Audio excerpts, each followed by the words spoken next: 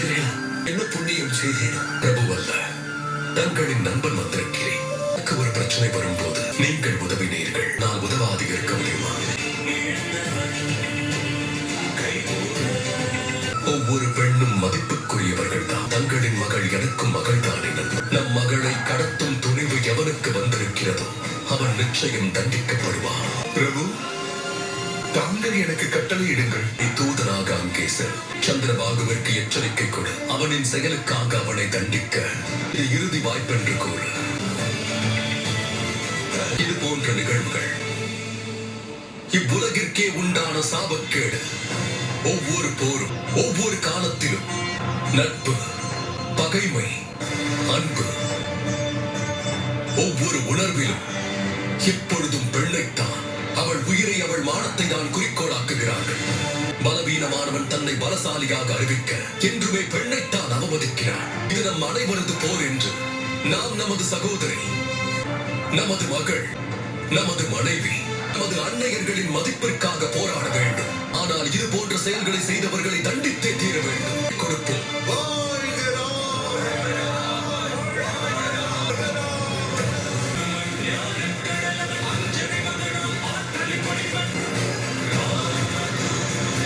யாரடா நீ?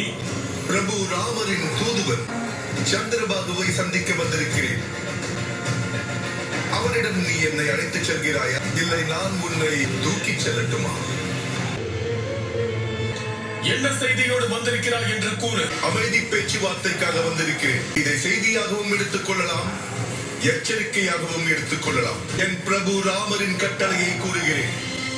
ஒன்று, நீ கடத்தி வந்த சுக்ரீவ மகாராஜரின் மகளை நீ மரியாதையாக ஒப்படைத்து விடலாம், அல்லது உனது மரணத்திற்கு தயாராகி விடலாம். பெண்களுக்கு மதிப்பளிக்க வேண்டும் என்று பாடம் கற்றுக் கொடுக்கிறாராம். அதுவும் யார் கொடுக்கிறார்? மக்களின் பேச்சை கேட்டுக்கொண்டு தன் மனைவியின் மதிப்பையே சின்ன பின்னமாக்கியவன். வஞ்சனை, தந்திரம், ஏமாற்றுதல் என் முன்னோர்களும் பயன்படுத்தினார்கள். என்னை பற்றி என் மனைவி நன்கு அறிவாள். ஆனால் உங்கள் மன்னன் மக்களின் பேச்சில் இருந்து தன்னை காப்பாற்றிக் கொள்ள அவன் மனைவியை தியாகம் செய்து விட்டான். அவனை என்னவென்று சொல்வது? சுயநலவாதி என்று சொல்வதா? என்ன தகுதி இருக்கிறது அவனுக்கு? நீ என் பிரபுவை அவமதித்து விட்டாய். தண்டனை தான் சரியாக இருக்கும்.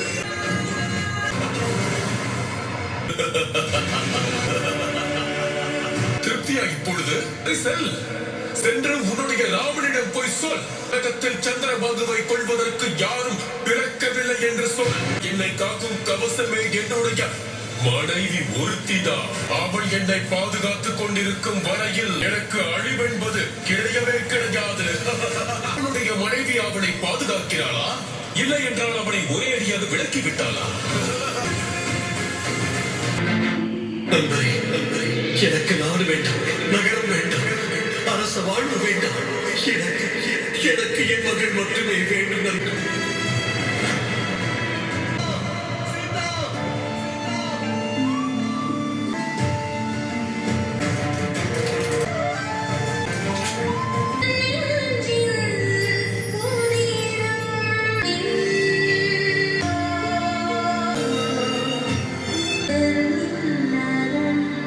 இந்த காயம் என் தேகத்திற்கு மட்டும்தான் சீதா. ஆனால் என் மனதில் இருக்கும் காயம் அதை தாங்கள் மட்டுமல்ல, நானும் அறிவேன். தங்கள் மனதின் கவலையை நான் நன்றாக அறிவேன். சமுதாயத்தில் அமைதி காப்பேன் என்று முடிவெடுத்தவன் எப்படி அமைதியாக இருக்க முடியும் சீதா? இதுதான் உலக நியதி. இதை அனைவரும் தாங்கிக் கொள்ள வேண்டும்.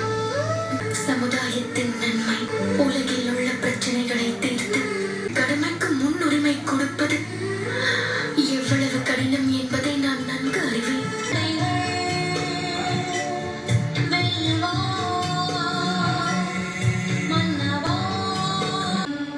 தியாகத்தை விட மாபெரும் தவம் வேறு எதுவும் இல்லை. எனக்கு முழு நம்பிக்கை உள்ளது. வாழ்க்கையின் ஒவ்வொரு தருணத்தில் நாம் இருவரும் முழுமையாக வெற்றி அடைவோம்.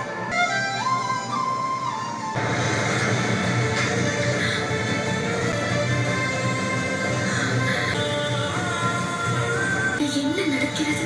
ஏன் உங்கள் மனம் இவ்வளவு கலக்கத்தோடு உள்ளது? முனிவரிடம் இது பற்றி நான் கேட்கப் போகிறேன். என் குழப்பத்தில்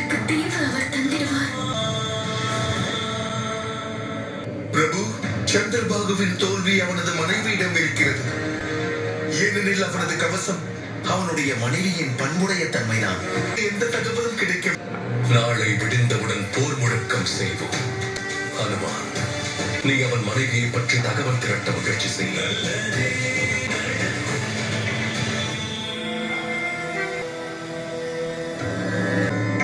அனுமான் அவர்கள் எந்த கவசத்தை பற்றி கூறுகிறார் தந்தையே? சந்திரபாகு பிரம்மதேவனை நோக்கி கடும் தவம் புரிந்திருந்தான்.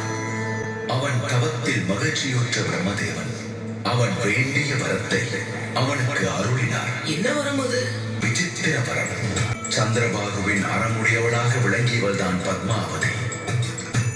அவள் பிரம்மதேவரின் பெயரை உச்சரிக்கும் வரையில் சந்திரபாகுவை எவராலும் எந்த சக்தியாலும் கொல்ல இயலாத அவன் இன்னொரு வரத்தையும் பெற்றிருக்கிறான். இன்னொரு வரமா? ஆமா.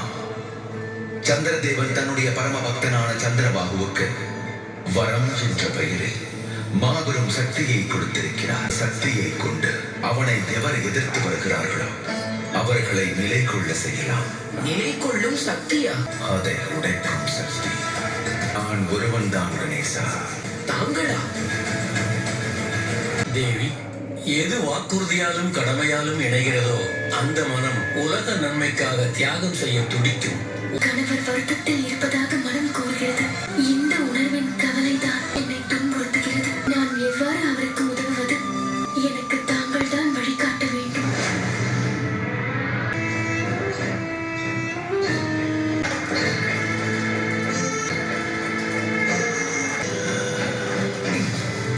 இதிலிருந்து விடுதலை அடைவதற்கு நதி நீரில் விரதம் மேற்கொள்ள சொன்னார். அது சற்று கடினமானதுதான்.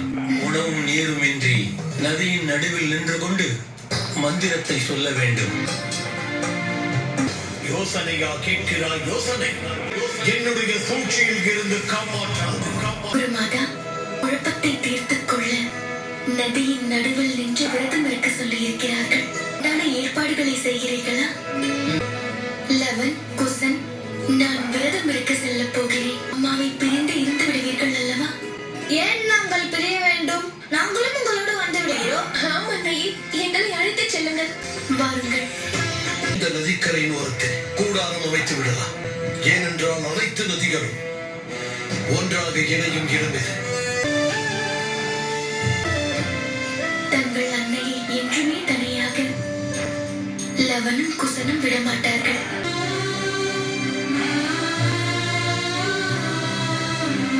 குழந்தைகளுக்கு இருக்கும் அதே உற்சாகம் தங்கள் முகத்திலும் எனக்கு தெரிகிறது வனதேவி. குருமாதா, நான் என்ன காரணத்திற்காக செல்கிறேனோ அந்த காரணங்களும் அந்த காரியங்களும் நல்ல முறையில் நடக்க வேண்டும். சந்திரபாகுவிற்கு ஒரு வரம் உள்ளது. அவன் போர்க்களத்தில் இருக்கும் போது அவனது மனைவி ராணி பத்மா பிரம்ம மந்திரத்தை உச்சரிக்கிறார். அதுவரை சந்திரபாகுவின் மூச்சை நிறுத்த முடியாது. அவனை யாராலும் கொல்ல முடியாது.